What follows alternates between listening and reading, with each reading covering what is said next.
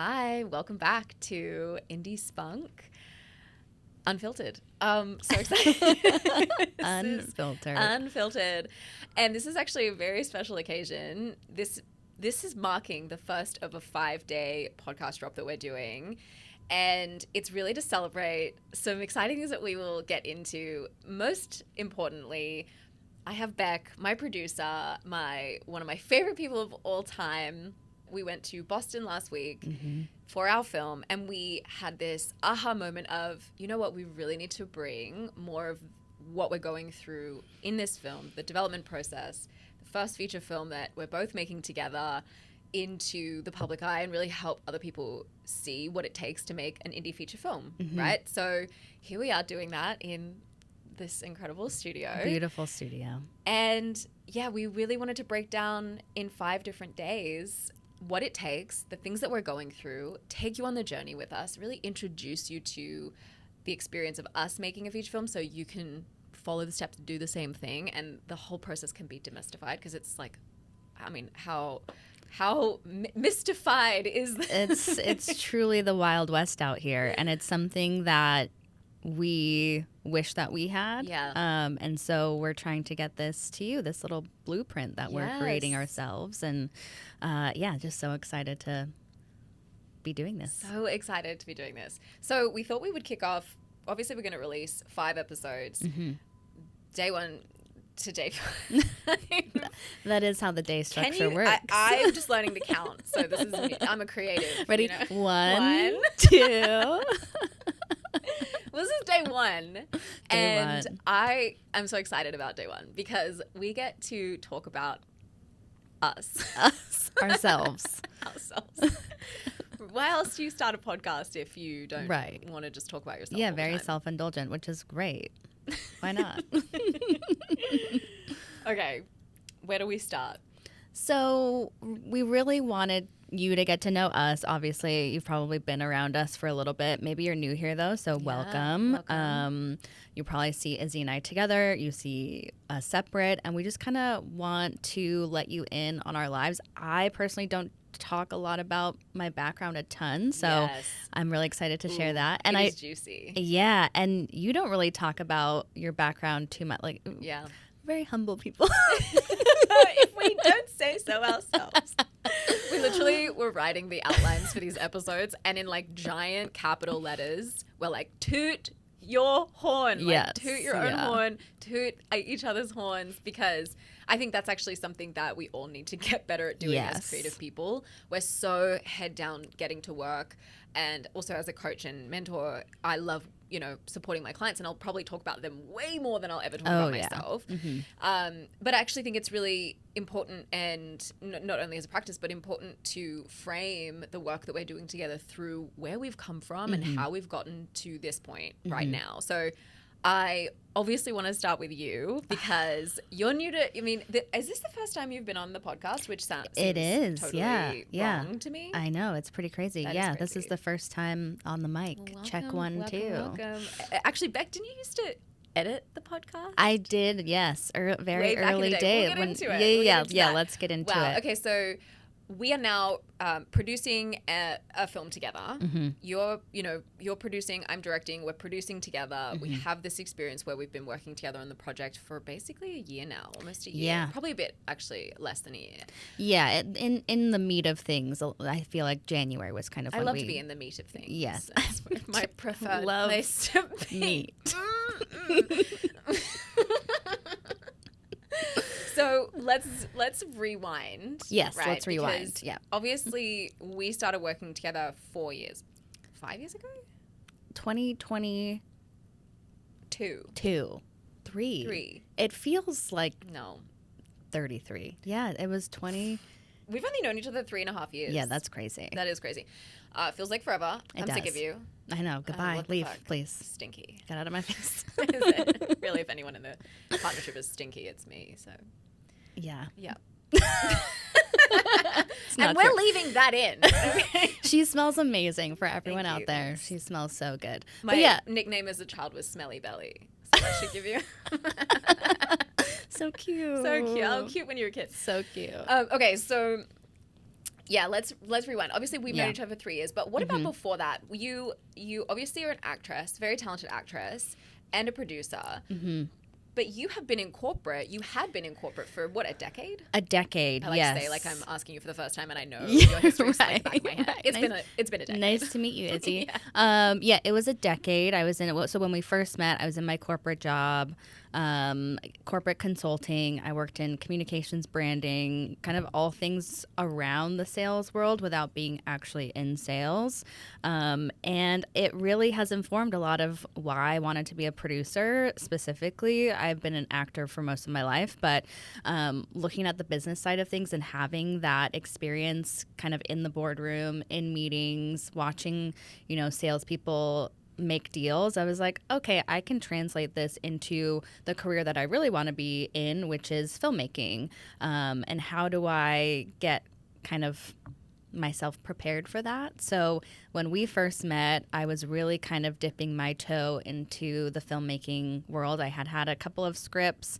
I'd already made a short film at that point, but I was really just looking for a community, and that's where I found Indie Spunk. And we tell this story a lot, but we always try and figure out how I started following you, and we cannot. No, we can't figure it out. There's no clarity. No, zero. On how we found each zero. other. It was just, I think it was just kismet. Yeah, and it was kismet. I find that with people I work with, it's like some magic has brought us together. Yeah. And we get to make magic together. Because I have the first email from you that you ever sent me. Right. I remember that. It was like, please let me in because your door is closed. Yes. It was like, we're closing the doors to my original film program, Filmmaker Breakthrough.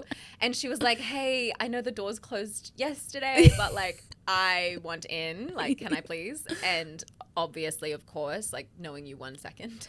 Yeah, we got on the phone and it was like, oh, yeah. Absolutely. Yeah, this Get makes your sense. butt inside. And then we worked together in my Filmmaker Breakthrough program for a year and a half to almost 2 years. Actually, it was 2 years. Yeah. Was it? Yeah. Yeah, it was 2 years. And then, but within that time, I was hiring in my business. I was hiring a client success manager, someone to, be basically at the executive level helping me execute basically a partner in my business.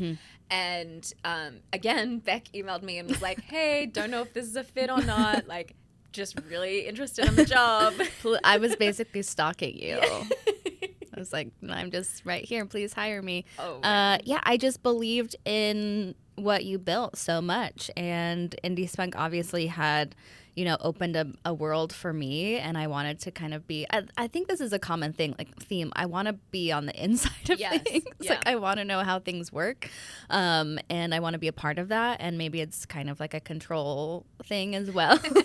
But you said yes. Yeah. No, easy yes. Yeah. And we worked together for almost a year together in that world as well. And I think what's so fantastic about us working together in these different iterations, from client to business partner and now to producer, is that we, over the time together, got to know each other on a really deep level. Because I think as a client-coach relationship, there is a fundamental respect that we have for each other. I'm really getting to know you, your vision, who you are, what you want, how you express yourself, and how I can support you in leveraging all of that into momentum and opportunities and creative growth.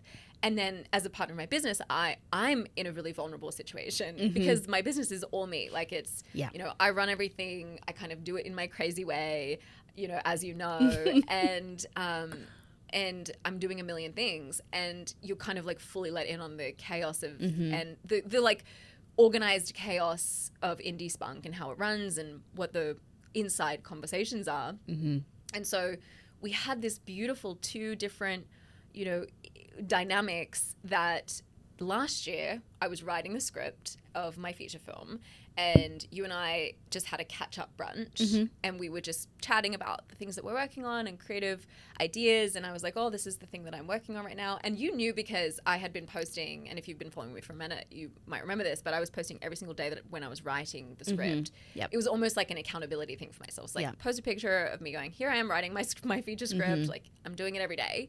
And so you were naturally asking questions about that, and I just casually told you, you know, oh, I might do a proof of concept. I'm not sure if I'm going to do a short film. It's probably going to be something like this. And I outlined it to you. And I just saw your eyes light up and you went, can I produce this? Yeah. Yeah. And again, me asking, please let me do this. I'm like, easy yes. Again, easy yes. Of course. Yeah, I think there's something about our creative and business chemistry that is just like such a no-brainer. Yes. Like, where have you been all my life, honestly? Yes. Yeah. So speaking about your whole life, let's go back on you. You like that transition? Let's rewind for you. So tell us about how you got to where you are, how you became a director. You went through film school. You were an actor, obviously. So let's break it down. Yeah, I started in the industry as an actress. I was 17 when I booked my first series regular role, and I worked on network television in a couple different series regular roles for 3-ish, 4 years. And that really was, it was a massive catalyst for me. I definitely went from being a very outgoing teenager, a very like life of the party. You couldn't shut me up, like constantly, you know, Izzy's speaking too much in class. She's just wearing too much makeup. She's a problem. And, you know, very quickly arriving on set and, oh my gosh, I didn't want anyone to question me. I didn't want anyone to question why I was there or that I was supposed to be there. I got very quiet. I got very reserved. I got very well behaved.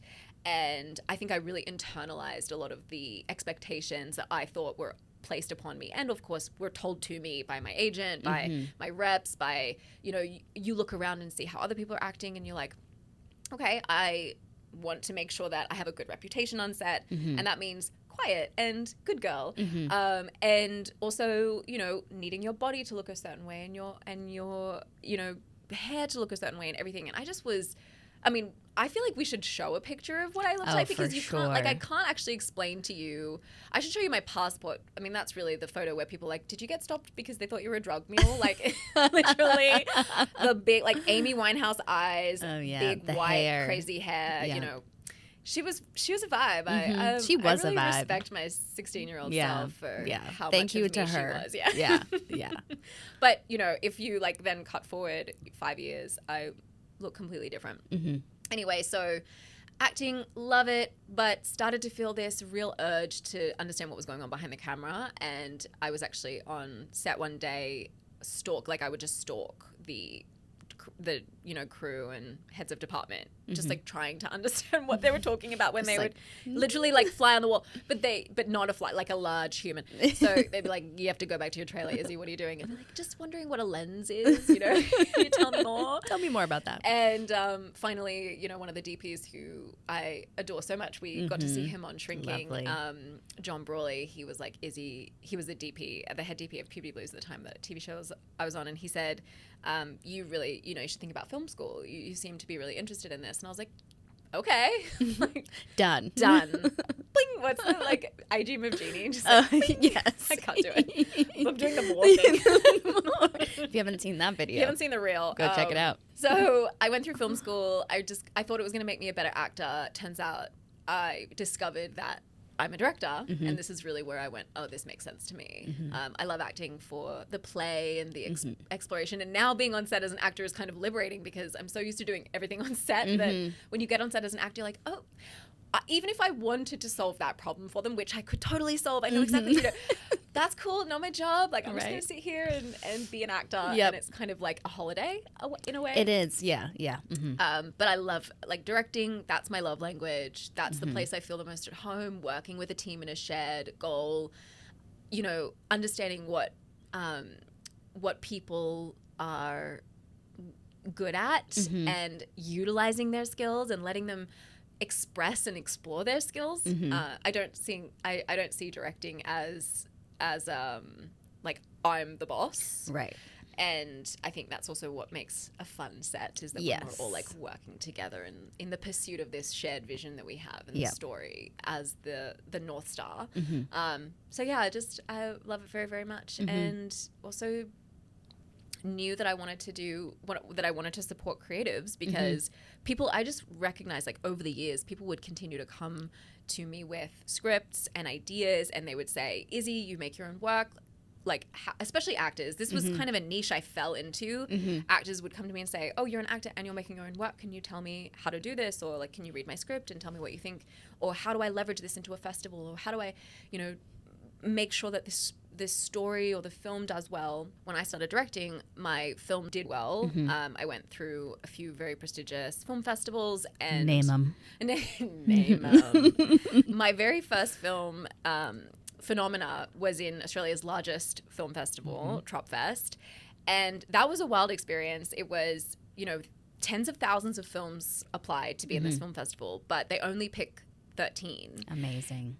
They play the films. It's like you're in Central Park. I'm trying to relate this to America. It's like you're in Central Park and you can go to this free outdoor film festival. You go with your family. It's a whole thing in Sydney. It's like such an incredible experience where you go, you set up picnic blankets and chairs, and there are like 7 screens in a circle or something, like 4 or 5 screens in a circle. So you can kind of sit all around it.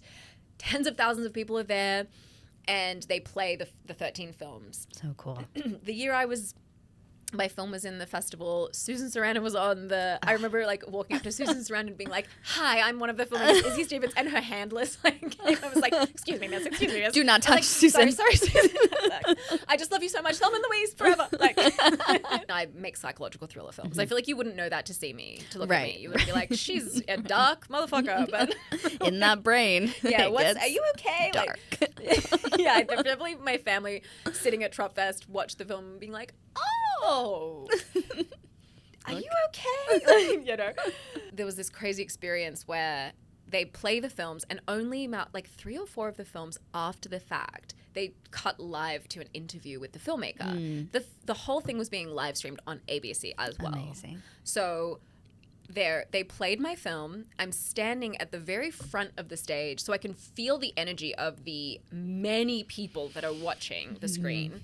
And in the final moment of the film, something hits where you kind of realize why this character is spinning out. And I was standing there ready to go cut live to interview after the credits rolled, and I felt like, I don't know how many people were there, 50,000 people? I don't know numbers, so like don't fact check me on this. It was a lot of people. Don't look into it. Yeah, I mean, let me know actually. Like, I would actually love to Leave know. it in the comments. Leave it in the comments. How wrong were my numbers? Were you there? Were you there? The moment that the kind of twist hits at the end of the film, I felt all of these people collectively groan. Like it was like a sound of like a collective out of the hairs on my arm stood up. I've never felt something so surreal in my life, and it was electric. And I was in my head thinking, oh my God, I want to feel that forever. Like what an intoxicating experience to feel like something I made has just affected, probably negatively, all these people. Sorry guys.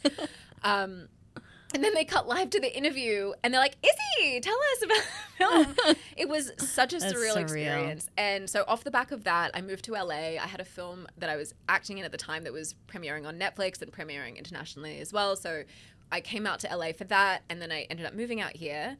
And then fast forward in a couple of years, and you know, my films have toured the world. I'm very excited and grateful for that. But I'm always thinking about what's next, and what's next is our feature film. Our feature film, James on Rage. James on Rage. So now that you know who we are, a little bit about us, we, you know, it probably sounds kind of like an unlikely, I don't know if it's an unlikely pairing, but not a usual choice to have first-time feature producer, first-time feature director be going into this together. You know, we have an amazing team around us as well, but really we are the core of what's moving forward, and we are the ones who are, you know, doing the work and pushing it through development into production. And, you know, I come from a corporate background, as you've all heard. And I certainly do not come from a corporate background. I'm always like, I say to Beck, so tell me one more time. You go to your desk, you sit down, and then what? What do you do? we went and visited my old boss last week, and him and I were kind of reminiscing and getting a little nostalgic about our office experience. And you kind of were intrigued by it, I feel. Oh, 100%. You're like, maybe this is cool. I'm like, oh, you get to hang out with people all day? Like, this is really fun. He's laughing on the ground in these stories he's telling. I'm like, this sounds really fun. I'm working by myself at home alone with my cats. Right. I like what you're saying.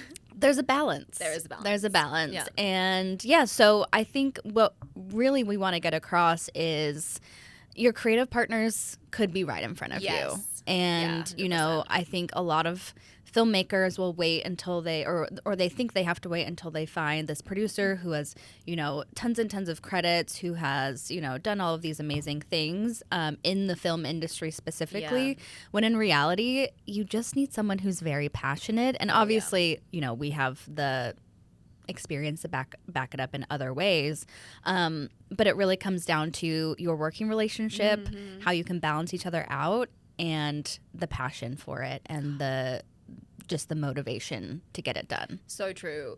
That is one of the most common questions that clients will come to me with is, I want to make this film, but I really want a super experienced producer to help me with this, or to come on board, or super experienced insert role here.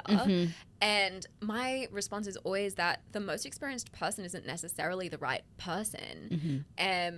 It's really about the chemistry that we have together, because what I will say is that we have, you know, started to stack our team around us with people that are well versed in their industry, right? In their role in the industry. So we have a fantastic EP, Will, who's been working in psychological thrillers and horrors for decades, and is, you know, just such an incredible writer in his own right, and executive producer. And he's just such a wonderful guiding light, and giving us insight into the things that he's gone through in the past. And that's the same for the other key creative roles and other people that we're bringing on to the project as well. And we will have multiple executive producers.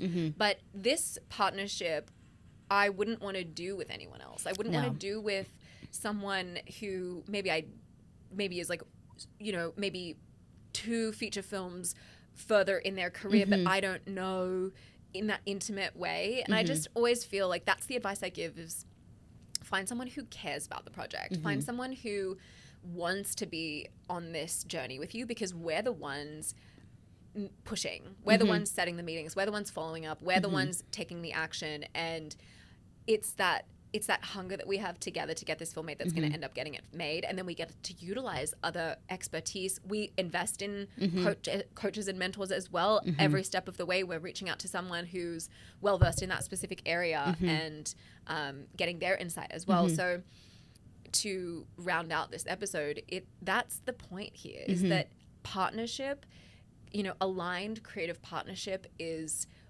really where the film gets made. It's not from having all the money in the world, or having the most experienced person, or having the fanciest equipment. It's really, at the end of the day, the partnership and the ultimate collaboration that not only makes the film, but like makes it fun. It makes it so fun. This is the person you're going to be spending so much time with. Yeah. I mean, we just spent a week together sharing a hotel room. Yeah.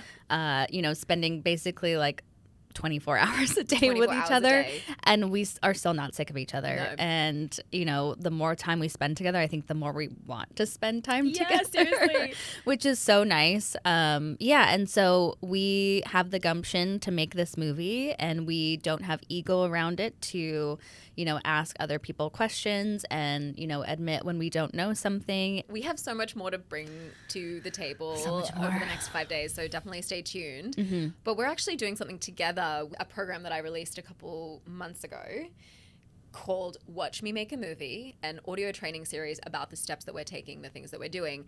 And Beck and I were like, you know what? We really should be doing this together. This is definitely a combo situation, and that's what we're going to do. We're relaunching this program, and we currently have a wait list. So we're going to drop that in the show notes.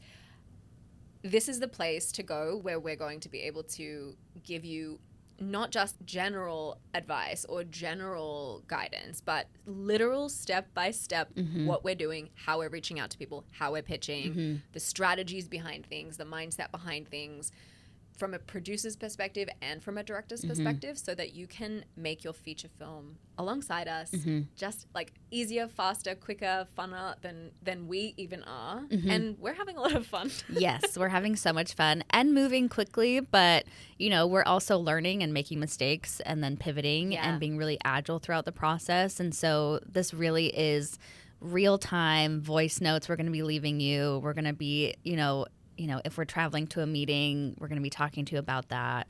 We're going to be sharing how we talk to certain people, how we shift our pitch to talk to different people. And yeah, we just want you to be a part of it. And we want to share our blueprint with you. Yeah, we're so excited to invite you in to watch me make a movie. We were tempted to change it to watch us make a movie, but it just doesn't flow. It doesn't flow.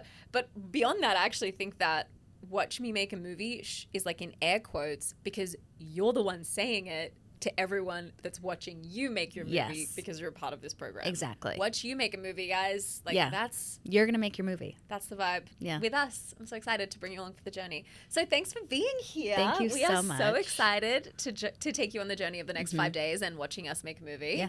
Yeah. Day one done. And I'm so grateful that we get to do this together. Here we go. Yeah. Come be part of our love.